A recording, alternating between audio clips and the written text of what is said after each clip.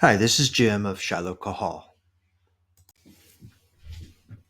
Okay, so I believe Deuteronomy to be a critical passage for the understanding of Israel from for all their ages, from you know from the beginning of them as the nation coming out of Egypt to their formation of a nation, through their time as a nation, and then through their judgment. So I think Deuteronomy is quite critical.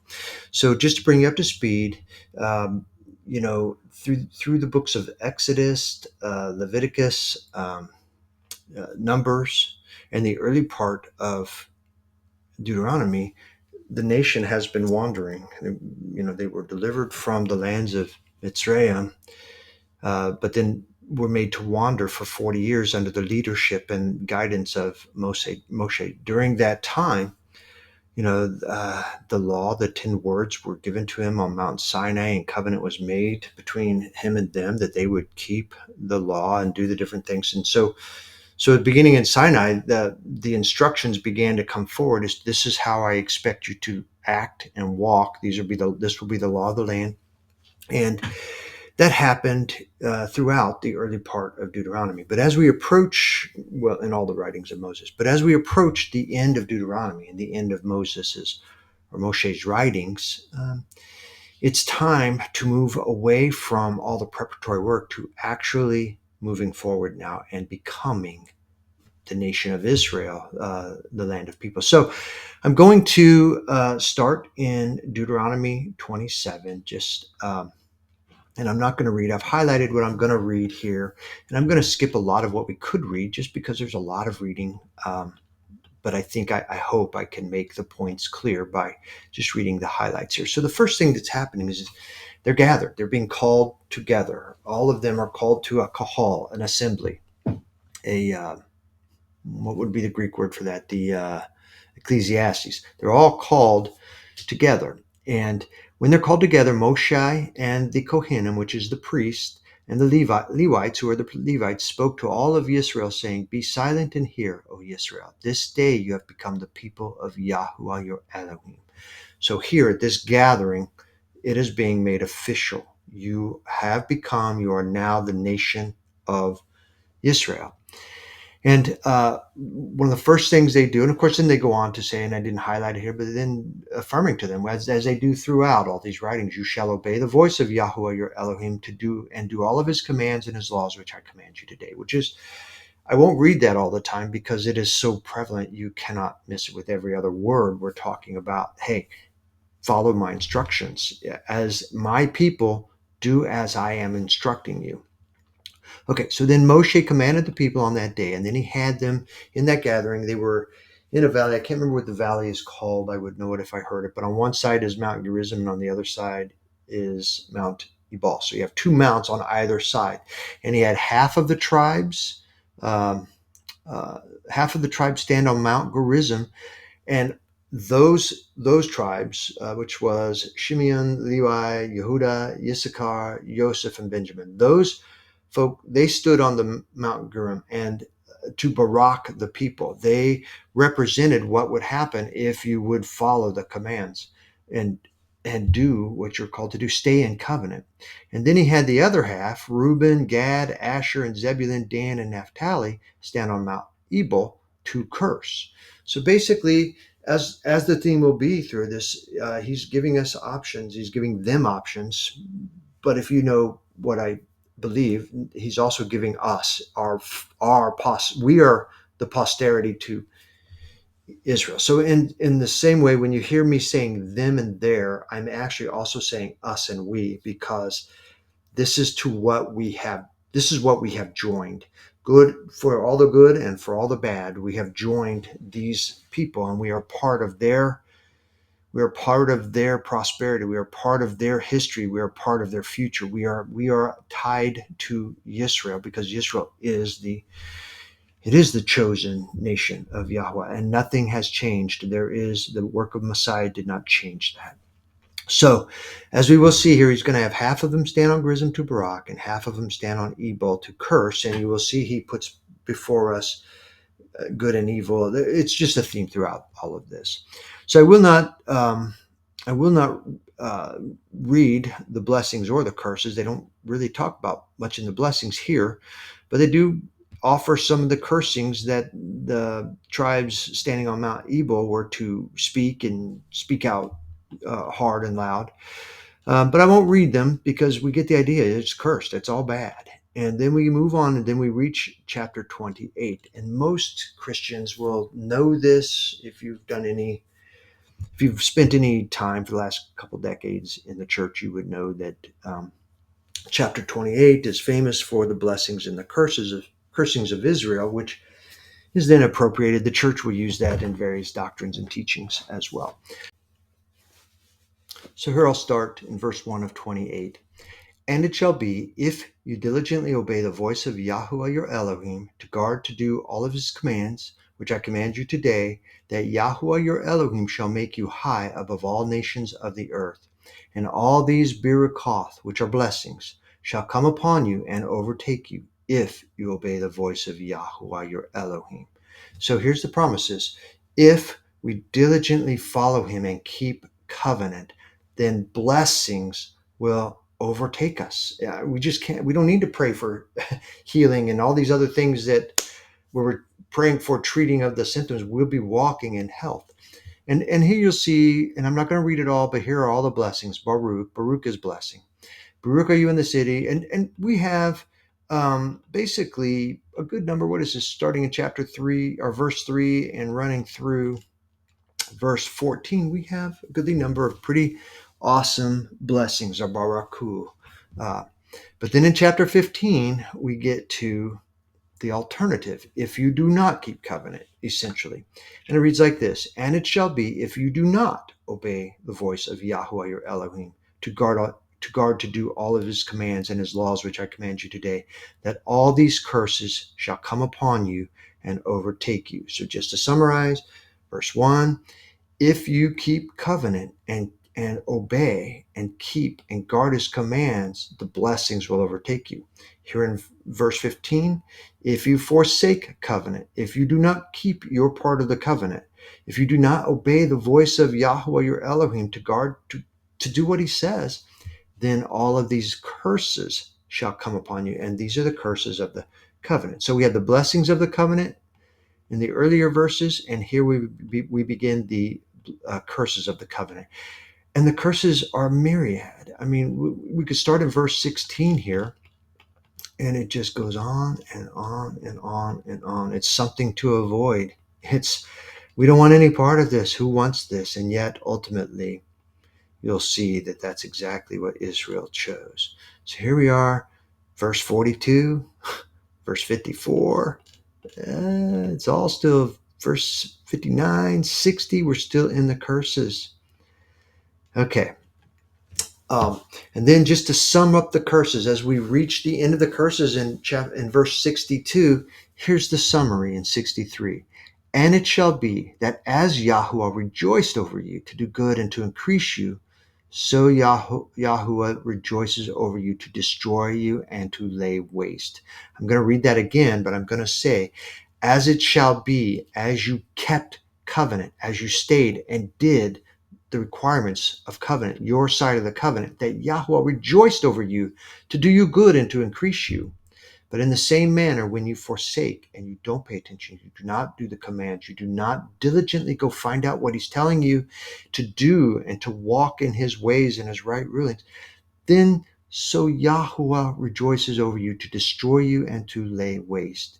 And this is part of the beginning of the narrative you're going to hear me talking about, this scattering, because what he says, as he rejoices over you as you forsake covenant to destroy you and lay you waste, you shall be plucked from off the land which you go to possess. So they have not yet gone into the land to possess. But once they get there and they break covenant and fall away, they will be plucked off of the land if they do not keep covenant.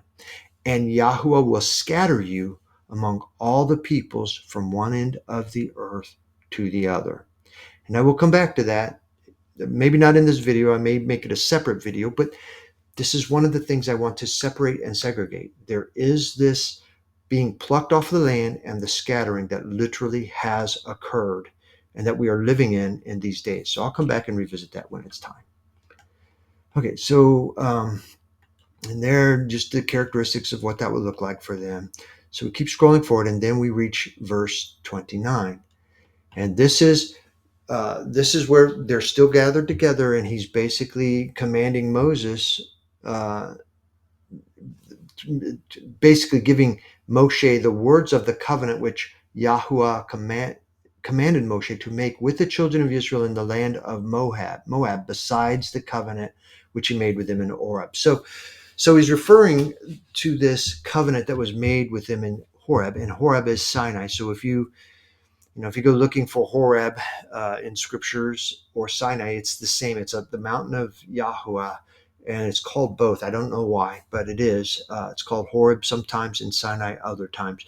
But it was at the base of Sinai that Moses went up, or the base of Horeb, where Moses went up and received the instructions from Yahuwah.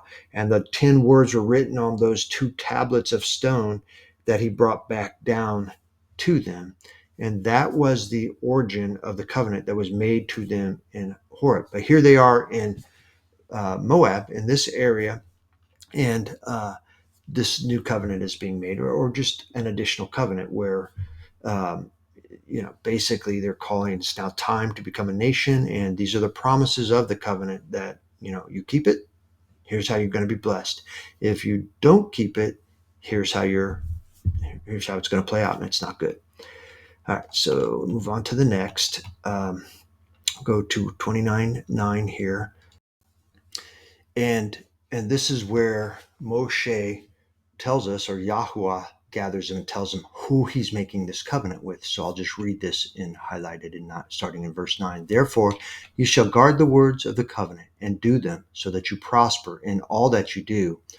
All of you standing today before Yahuwah your Elohim, your leaders, your tribes, your elders, and your officers, all the men of Israel, your little ones, your wives, and your sojourner who is in the midst of your camp, from one who cuts your wood to the one who draws your water, so that you should enter into covenant with Yahuwah your Elohim, and into his oath which Yahuwah your Elohim makes with you today, in order to establish you today as a people for himself, and he himself be your Elohim, as he has spoken to you, and as he has sworn to your fathers, to Abraham, to Yitzchak, and to Jacob. And not with you alone I am making this covenant and this oath, but with him who stands here with us today before Yahuwah your Elohim, as well as him who is not here with us today. So basically, he's in this moment, we're affirming who this covenant is made with. All of those standing there, all their leaders, all their people, but also the folks who are not blood lineage of Abraham, Yitzchak, and Jacob, the folks who are in their midst, who are, as you'll see throughout the old writings everywhere, I mean, they are considered part of Israel and under covenant as well, even though they are not the physical blood lineage of Abraham. But you see that up here in verse 11, he's talking about the sojourner, but he's also talking down in verse 15, as well as him who is not here with us today. Well, who would here I'm just talking again, but who would that be? It would be other future sojourner. Clearly, it's going to be the lineage of blood Israel. And it's going to be the sojourners that had come in by that time, but all those who will join to themselves later. And it will become the posterity of of all of Israel, which includes the heritage of the bloodline of Abraham, but also the heritage of the sojourners who have made themselves part of Israel. That's who this covenant is made with. And now it's time for them to move into the land and begin to possess it and become that nation before Yahuwah. But now here is another precaution before they finish up here, because he basically warns them, for you know how we dwelt on the land of Mitzrayim, and how we passed through the nations which you passed through, and you saw their abominations and their idols, their wood and stone, silver, of wood and stone, silver and gold, which were with them. lest there should be among you a man or woman or clan or tribe. So a man or woman in singular, but a clan or tribe, people, a grouping whose heart turns away from Yahuwah our Elohim to go after other things. And it shall be when that man or woman or clan or tribe, when he hears the words of the curse, that he should barak himself in his heart, saying, I have peace, though I walk in the stubbornness of my heart, in order to add drunkenness to thirst. What is he saying there? He's basically looking around and saying, hey, I'm not following covenant. I'm forsaking covenant, and yet I'm not seeing the curse hit me. Here, I haven't been struck down in the moment. I am walking in the stubbornness. I am walking in disobedience. I am forsaking the covenant. And yet, here I am. I have peace, and I walk in, even though I'm walking in the stubborn in my heart, I have peace. In other words, I have not been punished yet. But he doesn't understand that the ultimate punishment and the ultimate reward is eternal life, high, or eternal death, which is, being cast into the lake of fire.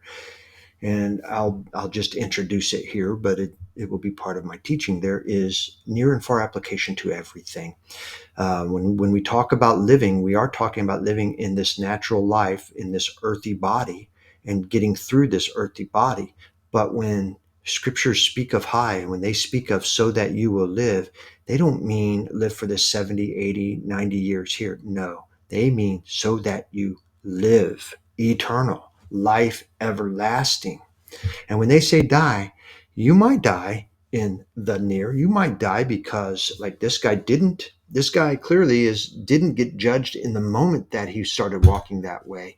But his ultimate judgment is that once he has lived out his life here, let's just say he doesn't die early. He doesn't get the tumors. He doesn't get the things that kill him off early, and he dies of a natural old age at 80 years old. Well, he's died. He goes to Sheol. But what does his future portend for him? Well, when he is resurrected, and he will be resurrected like the rest of us, not at the beginning, not during the resurrection of the righteousness, he's going to be raised up in the end, and he's going to be raised up with all those who will be raised up to be judged and then to be cast into the lake of fire, which is the second death. And that is what, when we're talking near and far application, he may not have died in the moment that he sinned, but I assure you, Yahuwah assures him and assures all of us that if we walk in that manner, we will die, because we will be cast into the lake of fire when it all happens. Again, we may not die in that moment. We may not actually see, as not everybody did get immediate, some did, but not everybody got immediate judgment when they began to walk apart. Okay, so let's move on. And so, in the event that they begin to walk in that manner, as we just discussed, where they basically forsake covenant, there will come a time that posterity, people later, will come along beside them and come up to them and wonder after them. And that's what we read here in verse 22. As they forsake covenant, there will be a generation to come of your children who will rise up after you, and the foreigner who comes from a far land shall say, when they see the plagues of that land and the sicknesses which Yahweh has sent to it, all its sulfur, its salt, its burning, how it's not sown and it doesn't bear. And all the nations will say, why has Yahuwah done this to this land? And what does the heat of this great displeasure mean? And it shall be said, because they have forsaken the covenant of Yahuwah, Elohim of their fathers, which he made with them when he brought them out of the land of Yitzrayim. So there's a judgment. They will ponder after the judgment for having forsaken the covenant, the curses that came on the land at that time, and the fact that the people of the land will be, well, here it goes on to say, therefore the displeasure of Yahuwah burned against the land to bring on it every curse that is written in this book. And Yahuwah uprooted them from their land, and in displeasure and in wrath and in great rage, and cast them into another land, as it is today. And so that will be the fulfillment of Deuteronomy 28:63, where he basically promises them here that he shall pluck them off the land, uh, and then scatter them among the people from one end of the earth to the other. So, beginning in chapter 30, I'm not going to highlight because I really don't know how I can skip almost anything in this. It will be, um, actually, let me just go ahead and read it to you really, really quickly, and then we'll come back. I want to read it to you without chopping it up, and then we'll chop it up. We'll come back to it and chop it up. So, in verse 30, after they've been uprooted from their land in displeasure and wrath and cast into another land as it is today. Then there's a quick comment that the hidden things belong to our Elohim, but what is revealed belongs to us and to our children forever to do all the words of this Torah. And then we start verse 30.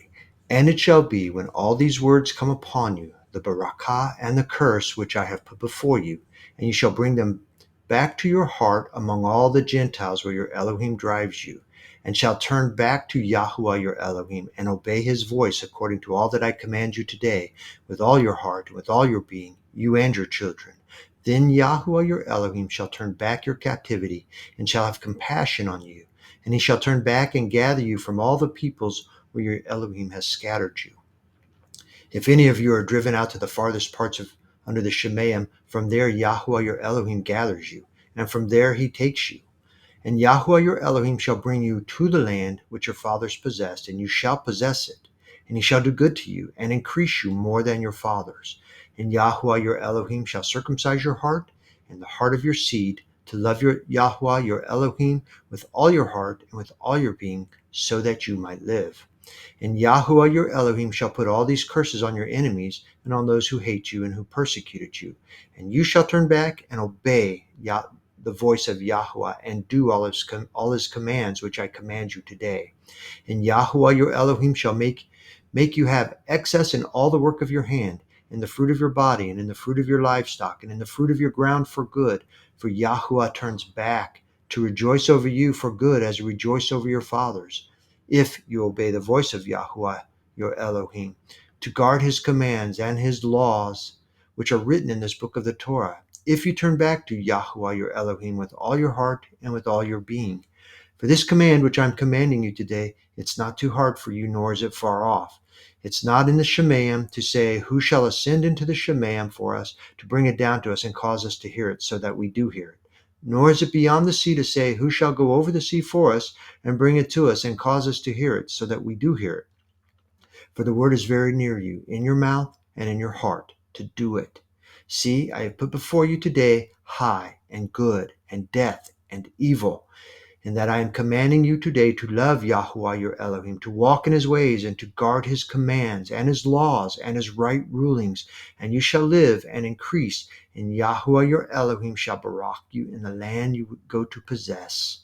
But if your heart turns away, and you do not obey, and shall be drawn away, and shall bow down to other mighty ones and serve them, I have declared to you today that you shall certainly perish. You shall not prolong your days in the land which you are passing over the Jordan to enter and possess. I have called the Shemaim and the earth as witnesses against you. I have put before you high and death, the barakah and the curse. Therefore you shall choose high, so that you live, both you and your seed, to love Yahuwah your Elohim, to obey his voice, and to cling to him. For he is your high, and the length of your days, to dwell in the land which Yahuwah swore to your fathers, to Abraham, to Yitzchak, and to Jacob, to give them. Okay, so having read this, let me go and start breaking some of this down. So, starting in chapter 1, and it shall be when these words come upon you, the barakah and the curse which I have put before you, and you shall bring them back into your heart among all the Gentiles where your Elohim drives you. Well, so let me take a moment to fill the gap here, because as you can't see it now, but as as is promised, when they break covenant, they're going to be uprooted and scattered. Well, we need to talk about that a little bit, because that has happened. I'm not going to go into all the history. I'm just going to summarize the history. You know that they went out of, or they went into the promised land, and they went through the time of judges. Then they went through the kings. Solomon ends up forsaking the covenant so poorly or so badly, so much, I should say, that the kingdom ultimately is divided from him, taken, wrested from portions of it are wrested from his posterity, which is the lineage of David. So he and his posterity, uh, there are the 10 tribes to the north rebel against him and his posterity, and so then they have this division. And I won't go into all of, if I can, I won't go into it if I can avoid it, if I can stop myself. But we have a splitting of Israel into two parts: the northern kingdom, and they had their leaders, they had their kings. None of them were in the lineage of David, and none of them were good. They were all bad. And then in the south, the lineage of Solomon follows to the south, and so the scepter of David goes to the south, goes to the tribes of Judah, Yehuda, and Benjamin, and would include probably Simeon, and probably also uh, the Levites who are in that area.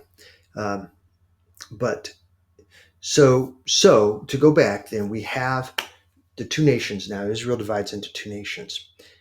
The northern kingdom will start there because they are the first to experience this judgment of having forsaken the covenant. They are the first to experience the promised destruction of their land and the uprooting of their people. So within a couple of, they divided in 1931. In 722 Assyria conquers them. So what is that, 109 years later? It's all 209, I'm sorry, 209 years later is all the longer they lasted. And so, and Assyria comes down and conquers them, destroys their land.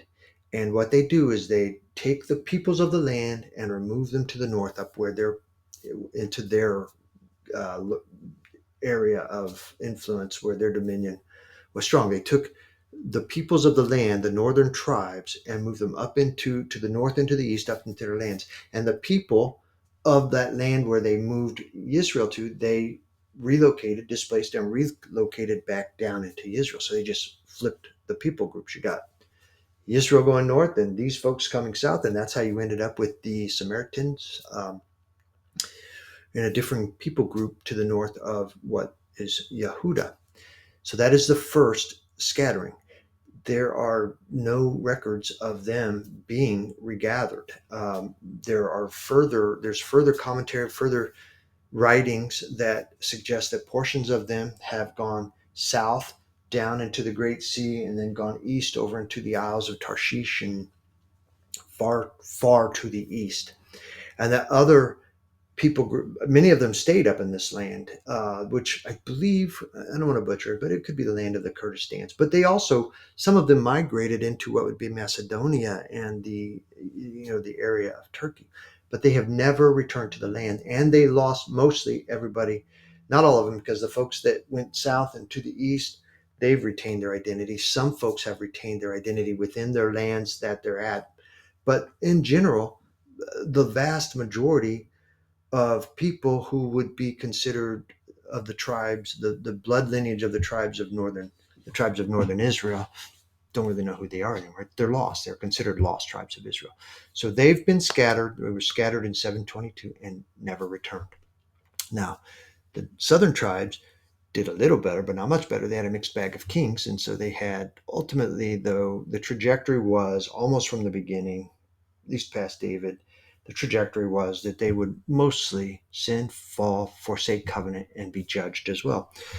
Well, without going through the progression of all their kings and the prophets and different things, there was a time that it was over.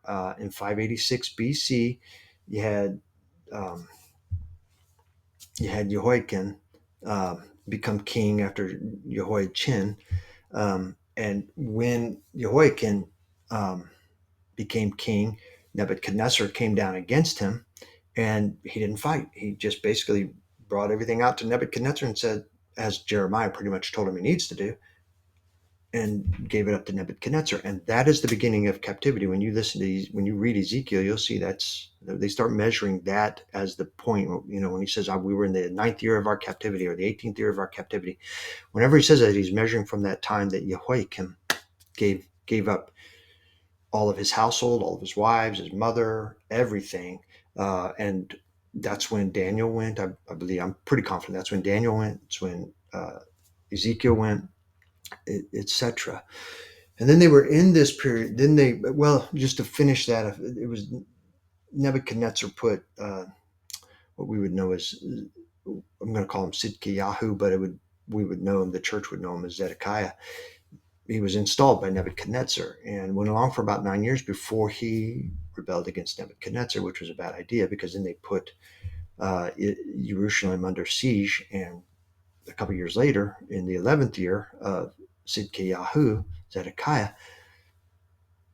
Jerusalem falls. And in that time, just horrible things had happened during that time. But that's when it falls, and that's when the temple's burned. That's when the houses are burned, the king's house is burned, or the sovereign's house is burned. All of that stuff happens, and that's when some of the utensils of the Haikal or the temple were taken when Jehoiakim gave up, and they just came in and cut up a lot of the stuff and took it with them back to Babylon.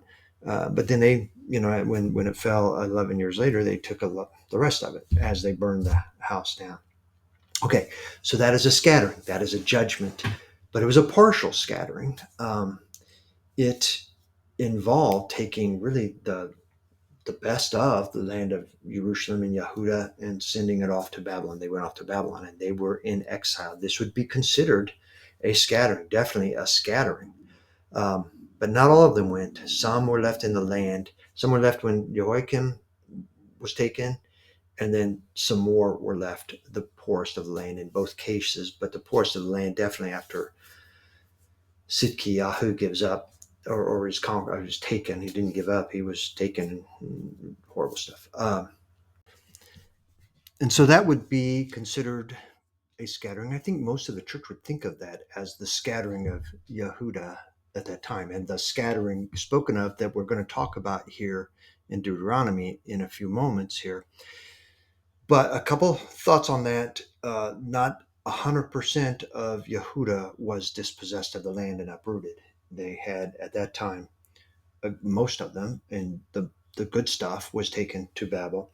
But then there was this time where, if you're reading Jeremiah, that particular captivity in full was only going to last about 70 years before people started coming back. And that's what happened after 70 years through Cyrus and Persia and all the things that happened. The people who had been exiled began to return. Not all of them. Some of them stayed up in Babylon, stayed there. But there was clearly a return. There was a release of captivity and a return that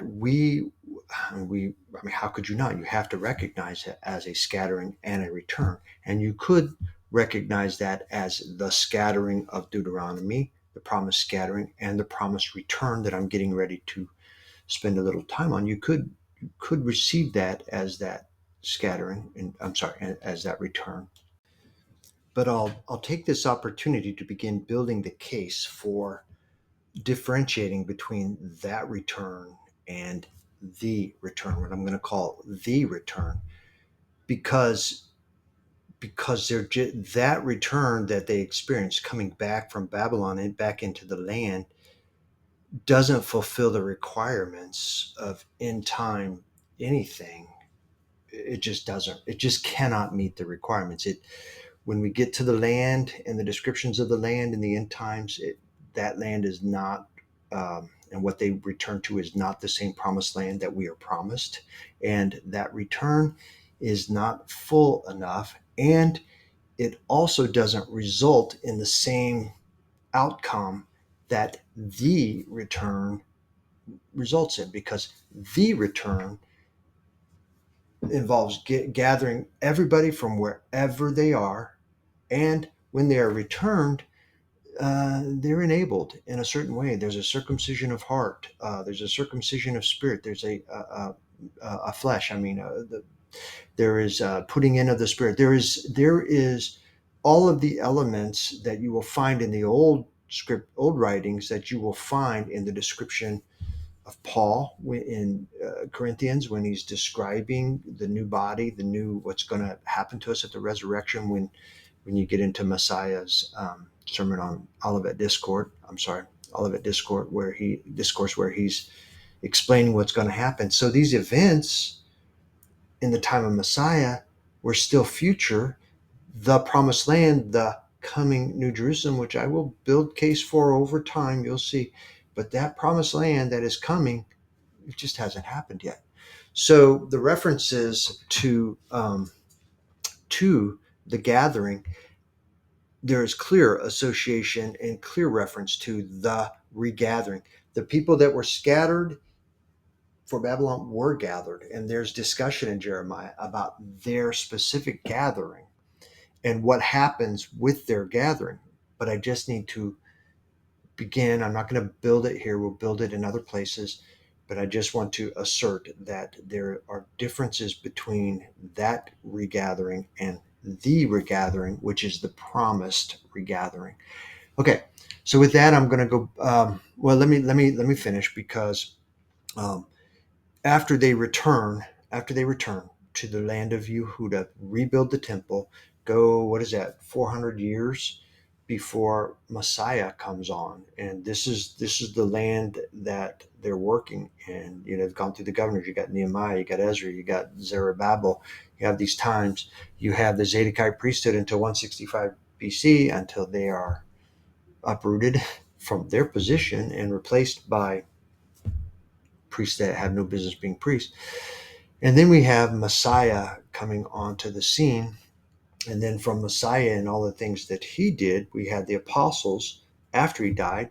But ultimately, during the times of the apostles and there right after, there is more turmoil in the Roman Empire. And ultimately, what was the returned Yehuda is once again scattered, and this time scattered to the winds. I mean, they are, most of them go down into the Egypt and go south, but they are scattered to the winds. And so in 70 AD is the final scattering, to which we have not had a return to that yet. So the promises of the regathering from Babel, only to be scattered again, cannot meet the requirements of the gathering that we're talking about, that you will see described in all of the prophets, the major, the minors.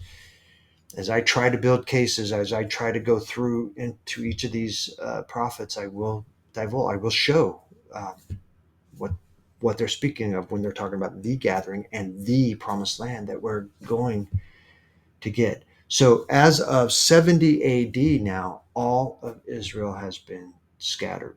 The 10 tribes in 722 are still gone. The tribes of the southern tribes in 586 went off to Babel, but came back in 516, lived in the land again for a while, but then were once again scattered to the winds in 70 AD. Now we know that, or it appears anyway, there's a lot to talk about. I haven't gone too far into, I've done a little bit of work in some of this stuff, but I don't know that I want to weigh in or talk about too much of the identity of Yehuda and the tribes of Judah and Benjamin, and how they have tracked themselves.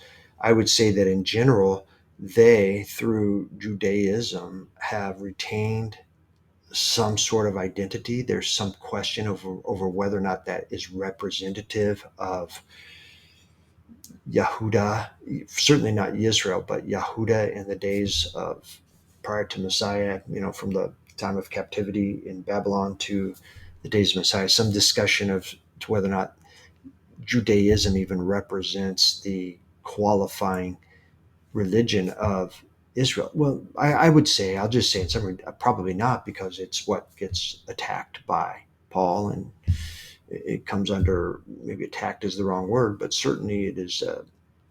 They are reprimanded by Messiah and Paul and people of the day. So it's not likely that Judaism is the form. It is anywhere near the form of religion, of following the commands, following Torah, that is involved. So all that to say, there is a retaining of identity within Judaism that has followed through. You could follow many paths, and you could just go find your own, but you'll find all of their presence in Europe and Russia, just everywhere. You can go find Khazaria, I believe it is. You'll find it all.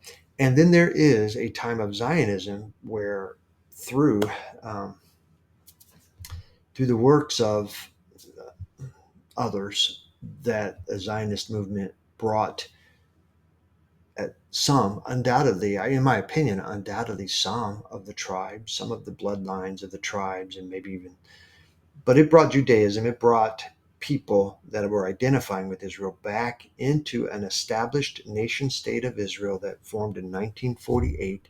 And so that we have then this grouping of people identifying with Jewry, Israel, that are occupying the land that we identify as Israel.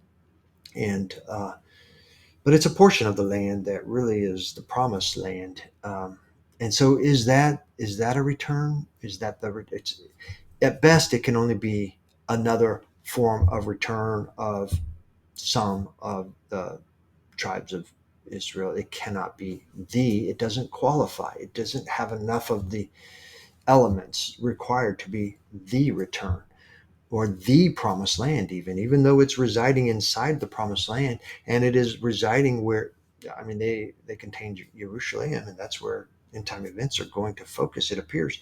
And so they're living in this land where it's all, the final elements in the day of Yahweh receives the biggest uh, wrath, the largest outpouring of wrath, and that whole area. I'll be doing another video on what this New Jerusalem is and how big that area is and what the Promised Land is. Uh, but anyway, nothing that happened in 1948 can possibly qualify for what we're getting ready to talk about in Deuteronomy 30. So, all right, I'm going to go back to scriptures here. Hopefully, I've filled in enough gaps so I can build from it.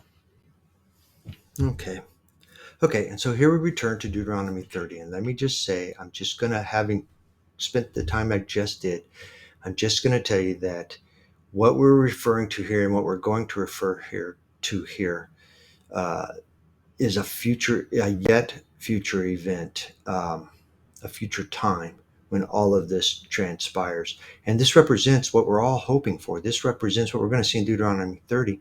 This represents the hope of Paul in his writings. This represents, I believe it represents what Messiah is referring to in his Olivet Discourse. And so all future events. And so let me go ahead and just get started. And it shall be with all these, when all these words come upon you. And who is you? Well, it's they, them, maybe them in Sheol, because the people standing there in that day are gone. They're in Sheol or wherever you will go. I'm going to just tell you, and I will be referring to it as Sheol. I think it's probably Sheol. I know there's some discussions about where. I think there's less discussion about where we go, because I think it's pretty evident we go to Sheol, but a little less obvious, how we're existing down in Sheol. But really doesn't matter, and it's not the point of this video. The people who are standing there in that day are in Sheol or wherever their spirit goes, awaiting what is going to happen. And the folks who are living in the days when this occurred, literally living in these earthy, fleshly bodies, they'll have they're in the minority, but they will be existing during those days. And maybe they're the ones to whom all of these words come back, the blessings and the curses. But I think it's just as likely that it comes to everybody. There's a call. There is a call unto the chosen and the elect, where a desire for his word, to do his word, to follow all of his instructions and receive the barakah and avoid the curse, comes upon us and begins to really burn in our heart. There might be some discussions about whether or not a Christian experiences that. And I think there's some element of, having a heart burning for Elohim that might in some ways qualify for this. But I think what we're talking about here must be, there are other scriptures, it's in Jubilees and other scriptures where they talk about this at this time. There is a bringing back into our hearts where we turn to Elohim, as we're getting ready to read here, where we shall turn back to Elohim, or Yahuwah, our Elohim. And if I'm not being clear, there's going to be a mixture of them, you, they, but also we and us, because I associate with this now, obviously not the people standing there that day, not the people who lived under the nation of Israel at the time, but I am those amongst the Gentiles, whether I'm blood or not, I identify with Israel now. And I might actually be in the lineage of blood lineage of Abraham and one of the tribes that were dispersed. I really don't know. But if I'm not, then I certainly am that sojourner. I am certainly that Gentile to whom the offer has been made and I've accepted. And the offer is not to go and become a separate entity, a new favored entity of Elohim, but no, to join as a Gentile, to join Israel and join the blessings, the promises, the instructions, the responsibilities, everything that is Israel. I'm responding to that call, and so this is when I read Deuteronomy 30. I am reading it to Israel, but I'm also reading it to myself, and I'm reading it to anybody who will hear and receive, who will hear the barakah and the curse that's put before them and respond and turn to Elohim. Well, any turning I'm doing right now, because I would say, yeah, I'm turning to Elohim as much as I can, but I just don't think what I'm doing. I think I'm working as hard or harder than many um, in this, but I still don't think it's the same thing that's going to qualify. When that time comes, there's going to be a burning desire. There's going to be something that arises in us that will cause us to turn to Yahweh and obey His voice according to everything that He commands. Now I know I'm confident that even this idea of this turning back and obeying to do all of His commands, whether it happens, whether that happens while we're still in the flesh and are being called, or it happens upon the resurrection, when if you're already dead, your body, your fleshly body is already gone. Your spirit is going to be raised up and be given the new spiritual body, the resurrected body. Those of us who might be alive when this occurs, our flesh body, our earthly body is going to immediately be changed into that new body that has new abilities um, to obey.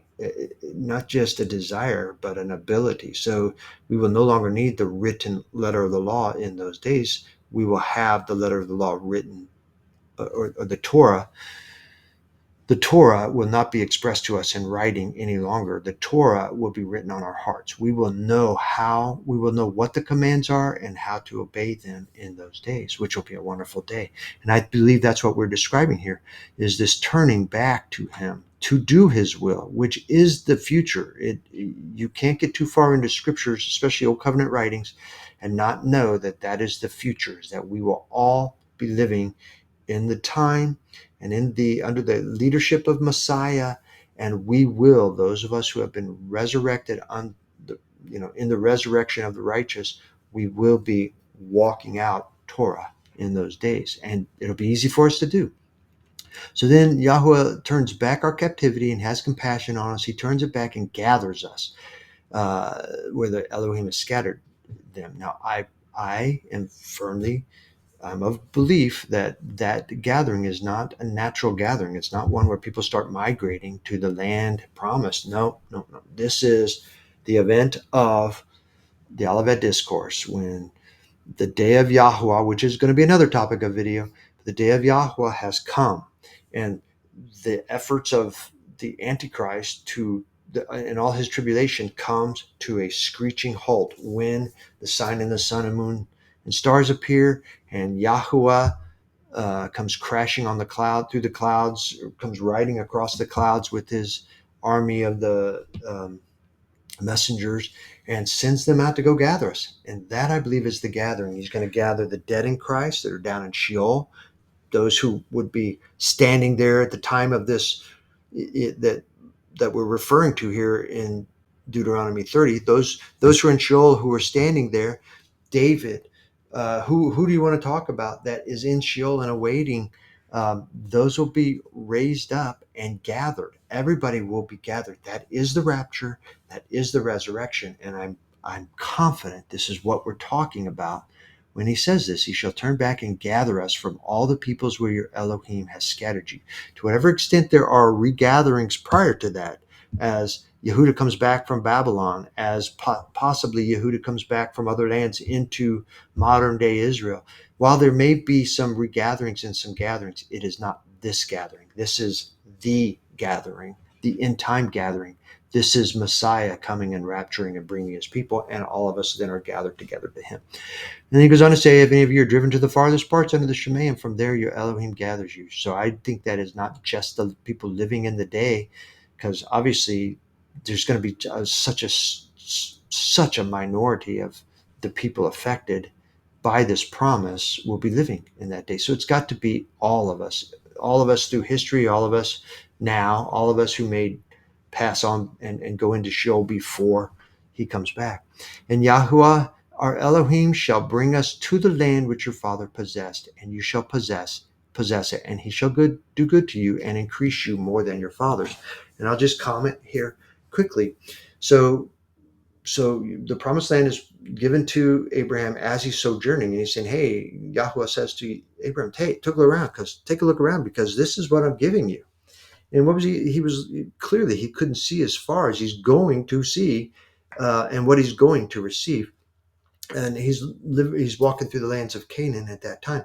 And then later, all this land's promised to his posterity. And as the nation grows, the people groups grow in Egypt and then end up going out into the desert and then ultimately going into the promised land. Well, that promised land, never did they in their heyday ever populate and actually take all of the promised land. They never got there. But it clearly was a taking of the promised land, of going forth into the receiving in part of the promised land. It was a near gifting of that, a near fulfillment of that promise. And then when they came back from the lands of Babylon and would come back into this promised land, yeah, that's a regathering into those promised lands, but they never regathered it back. I mean, it just not in any way have they ever experienced the promise that is still future, the promise that we're going to see in these writings of what that promised land is. So while we've had some near fulfillments in the days that Israel went into the land and then returned to the land after having been kicked out of the land into Babel, but now they're also gone from the land. They are no longer there, except for to the extent that whatever the extent that portions of them have returned in 1948. But it can't be the gathering into the promised land. It just does not meet nothing has ever occurred in history that can meet the qualifications of the promises that are made to us, not just here in Deuteronomy, but everywhere. I mean, it's my hope and my goal that I can share with you more and more of those promises as they are divulged in the old writings. Okay, so when he brings us back into the land, here's the promise: Yahuwah our Elohim is going to circumcise our heart and the heart of our seed to love Yahuwah our Elohim with all our heart and with all our being, so that we might live.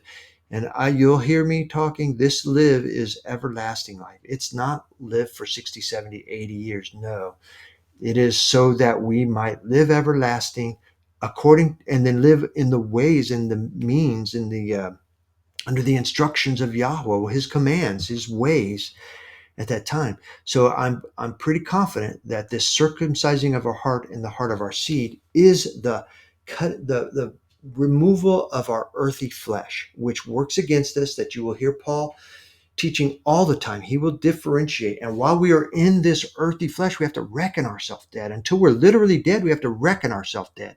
When this Paul is dead. When he came to the end, his struggle with flesh was over. His time in the flesh was over, just like it has been for David. Just like, who do you want to mention? Just like it is for everybody, their struggle with flesh is over. You and I, who are still alive today, are still walking in that flesh, and we're having to reckon ourselves dead because we're not there yet.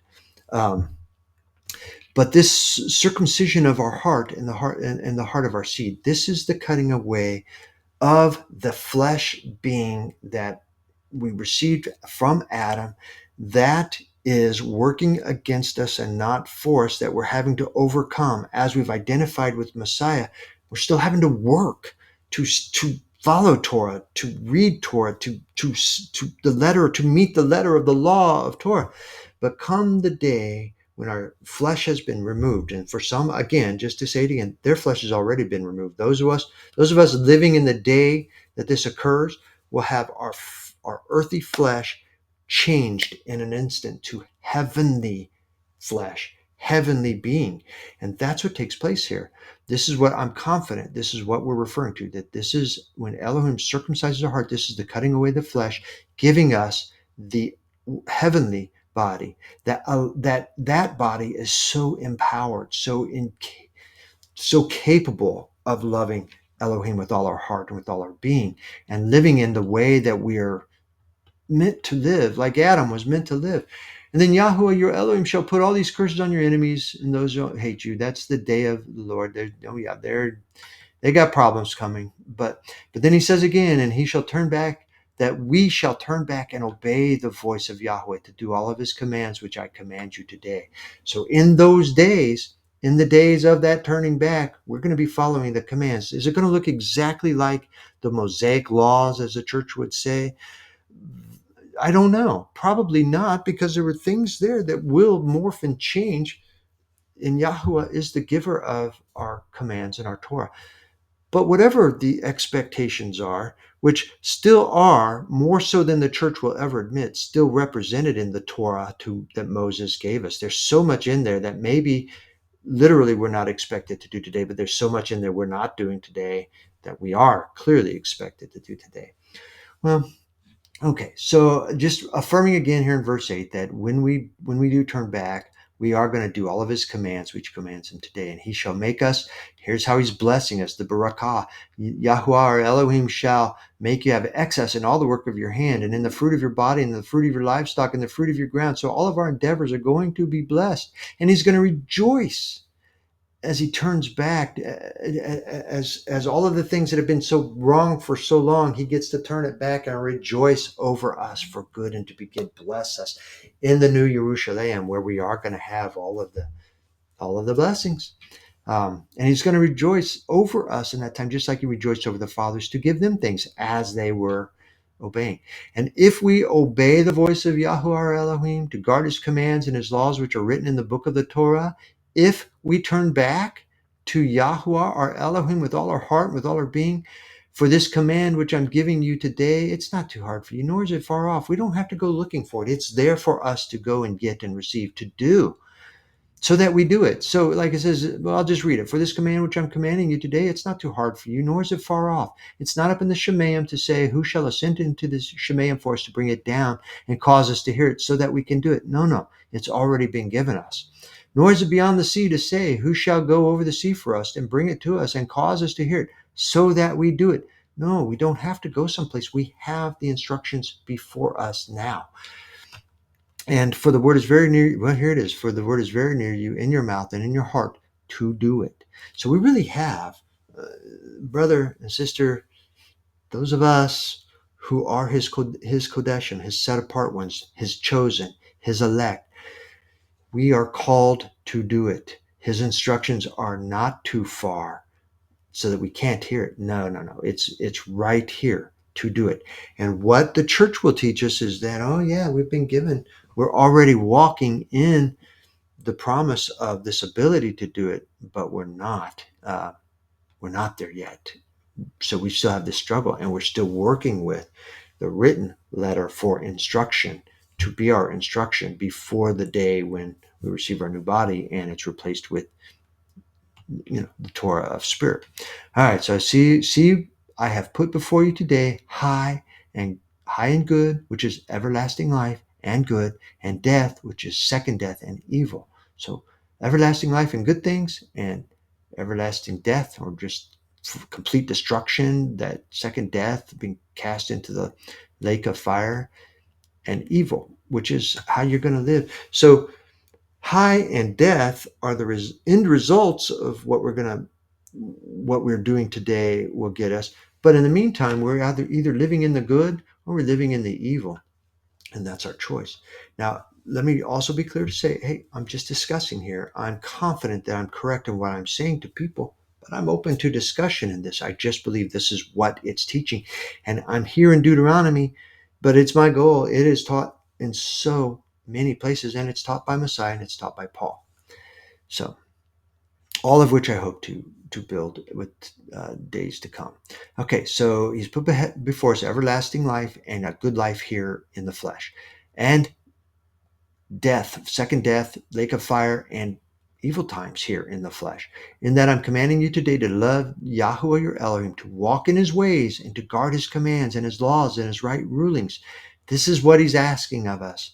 To guard, to go find, to learn and do, to walk in his ways and to guard his commands and his laws and his right rulings.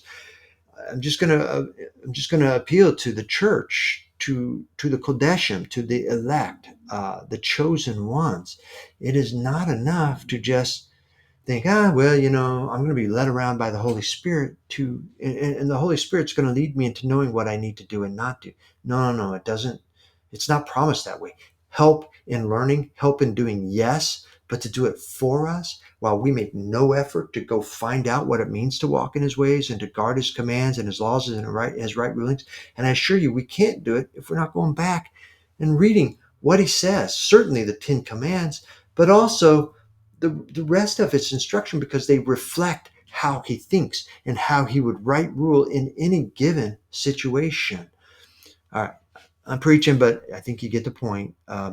This is what I believe Deuteronomy is teaching us, and that I'm going to hopefully build upon. And you shall live and increase, and Yahweh your Elohim shall barak you in the land, the promised land to come, which we will possess, because that land that our fathers possessed is the land we will possess.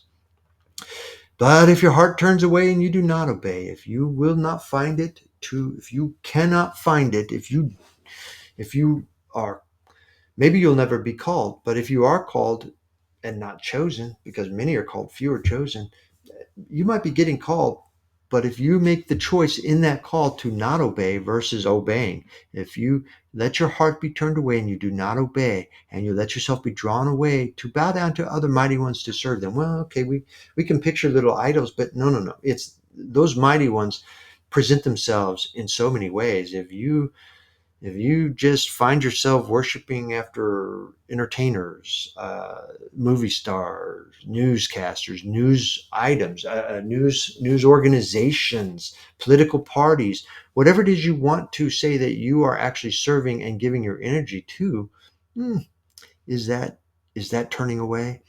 I don't know. I have declared to you today that you shall certainly perish if you do let your heart turn away and you do not obey and you let yourself be drawn away. He declares to us, to them, and to us that we shall certainly perish, and we shall not prolong our days in the land to which you are passing over the Jordan to enter into to possess. So this perish that he's referring to is the second death. He's declaring that we will. I mean, everybody dies, but no, this is the second death, and you shall perish, and you will not experience everlasting life in the land that is coming. And I hope to, when I get to the promised, when I get to the coming new Jerusalem, and you see what is promised and the everlasting, that living of everlasting life inside of that promised land. Well, this is what's not going to happen. If you let your heart be turned away and you do not obey, he's declaring you're going to perish. And you're not going to have this eternal life, this everlasting life inside of the land that we're passing over to enter and possess. So I've called, Yahweh, actually this is Moshe, I believe, saying this. I have called the Shemayim and the earth as witnesses today against you. I have put before you high and death, and the barakah and the curse. Therefore you shall choose high, so that you both live, you and your seed, to love Yahweh your Elohim, to obey his voice and to cling to him. So again, calling to witness, heaven and earth, I have put before you everlasting life and second death. The barakah in the here and now, in the flesh, and the curse in the here and now. The barakah that is both here, let me just be clear, that is both. That actually would begin as you begin in the flesh, in the earthly flesh. The barakah begins while you're in the flesh, but it continues on into everlasting life. The curse would begin in the flesh if you turn away, let your heart be turned away and do not obey. The curse begins in this life, but it carries on through Sheol and into the second, into the resurrection, there, that resurrection at the end of time, and the second death. Therefore, choose life, choose high, so that you live, both you and your seed, not just you standing there, and not just you and me listening today, but our posterity, so that we live. We must all hear and obey so that we live and receive the promise. And inside that promise is that ability to love Yahweh or Elohim, the promise to be able to obey his voice and to be able to cling to him. And we'll hopefully do jubilees, and you'll just see, and even Enoch and other scriptures where we just are going to have that ability and what it means to cling to him and find ourselves in the right relationship with Yahweh, which has not happened yet. If you think, as a Kodeshim, as a church member, if you think you have received it yet, you are not paying attention to the promise, because what is promised is so much greater than anything that we've remotely received to this point. Okay, to dwell in the land which Yahweh swore to our fathers, Abraham, Yitzchak, and Jacob. There it is again, the promised land to come, which has never been witnessed or seen. Nobody has received that promised land. They have entered, Israel entered that promised land, and they re-entered after having gone off to Babylon. They re-entered that promised land, but they are not possessing the promised land as is promised to Abraham, Yitzchak, and Jacob. That, which is what our Messiah is off building. When he says he's off building a mansion and it has many rooms waiting for us, the Kodeshim, the chosen, this is what he's referring to, is that promised land. Okay. So this, what I hope to do with this discussion, this sharing, this study, is to lay the foundations. And then I plan to focus a little more on this gathering, because it goes off. And I mean, there are other elements that I need to bring in to discuss this gathering, which I'm going to refer to as the gathering, not a gathering, the gathering, the end time gathering, the rapture, the resurrection that Messiah speaks of. And then I plan to spend time building out this land sworn to our fathers, Abraham, Yitzchak, and Jacob, the promised land. Uh, Mount Zion, as it's referred to so commonly in the old writings, all of this is the land, and you'll see it described in Jeremiah. Yeah, Jeremiah does talk about the return from Babylon back into the land that's promised, but he also speaks of the end times when the Mount Zion, the promised land, is what it is promised to be, which has never yet been. So, okay, we're going to be building those. Thanks for spending time with me, and may you be Barak.